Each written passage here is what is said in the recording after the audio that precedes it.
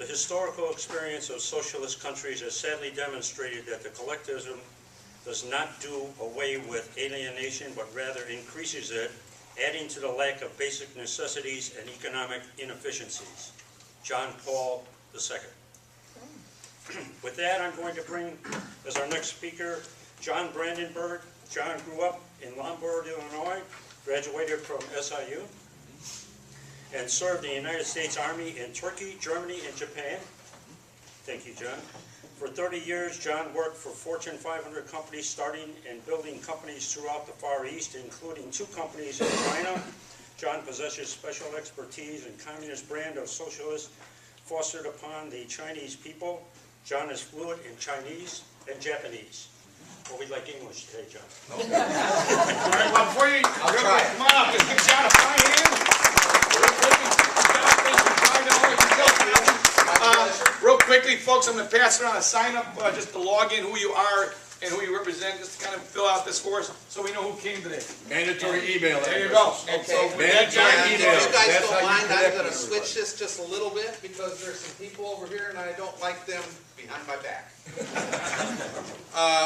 Dave said that I taught some classes on the Constitution, and that's correct, I did. But one of the major things that I learned about the Constitution is, regardless of the branch of government that we have here in the United States, the executive, the legislative, or the judicial, all 3 are totally ignoring the Constitution. And as they drag the Constitution out when they think it's to their advantage, and they totally forget it when it isn't to their advantage. How does the President of the United States go to a corporation like General Motors and just take it over? Nowhere in the Constitution does he have the right to break the contractual responsibilities that are associated with that. Well, why am I talking about this? Because that affects every one of us. If the Constitution goes away, we end up like mainland China, and I saw personally what happens. And it is devastating. It is terrible. It's horrible. It's a 40-watt light bulb hanging in the middle of the room. It's no kitchen facility. It's no bathroom facilities, all communal. I remember one time Carol and some friends went on out in the countryside. They go in the bathroom and this lady comes screaming out because the pigs were down below in the bathroom. I mean, I cannot tell you how bad it is. And that's one of the reasons I do this, because I have seen what happens. And our country is the greatest country on the face of the earth, and if we don't fight for it, we lose it. Sorry, that's a little bit of my rant. I'll go on the meeting now. The major purpose of all meetings that we hold is education. Nothing is more important than education. And I want to give you an example. How many of you know who George Whitefield was? Raise your hand if you know who George Whitefield was. Okay. Those that don't know George Whitefield, he was the father of the American Revolution. I never learned this in school. He was a clergyman who would go out and speak to the American people at that time to try to encourage them to be involved in this revolution, and the people hated him. They threw stones at him. In worst cases, they climbed trees and peed on him. And he still spoke against the tyranny that they were facing. Well, that's an example. That's a small example, but that's education. And that lets us know how important this was, and it also lets us know here's a clergyman who was considered the father of the revolution.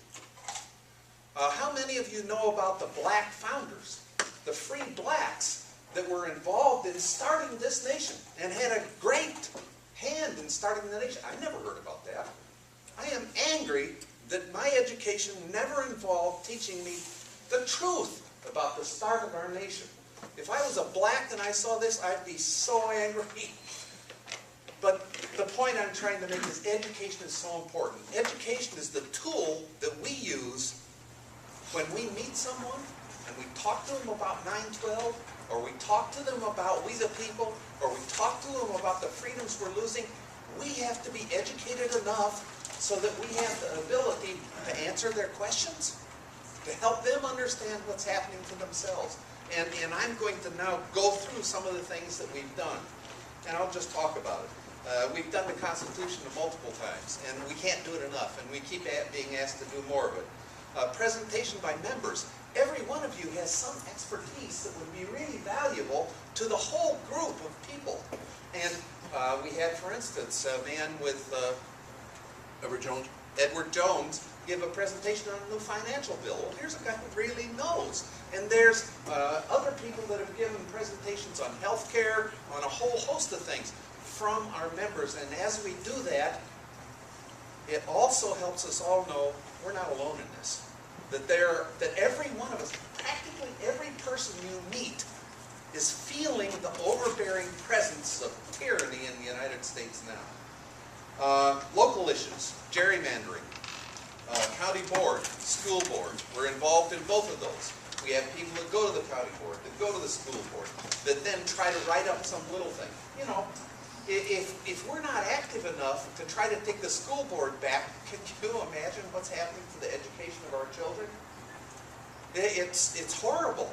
And the only way we're going to affect it is if we stand up and fight it. And I know it's not easy sometimes. Do I want to really get in this guy's face and talk about this? And concern about what he thinks? We got to stop that, folks. Presentations on progressivism, presentation on signing statements and executive orders, and that's fascinating. Here's a young gal, 24 maybe, who studied signing statements in college, and she gets up and gives us a presentation on what are signing statements that are attached to bills or executive orders. And that's young people that are coming into the group. We're seeing more and more young people involved in the program all the time. We also are in the process of setting up a 912 site. Now our 912 site is not, I'm talking about a website, it's not going to cover everything that you could possibly think of covering. It's just more a connection point. It's to help people associate with us more easily. Our meetings are generally an hour and a half plus a social time. We don't like to have it too long where we start to see yawns and fading out and other things that I'm sure all of you know all about. And so we keep it to an hour and a half. We always start with the Pledge of Allegiance. And the Pledge of Allegiance means something. There was a little video presentation by Red Skelton.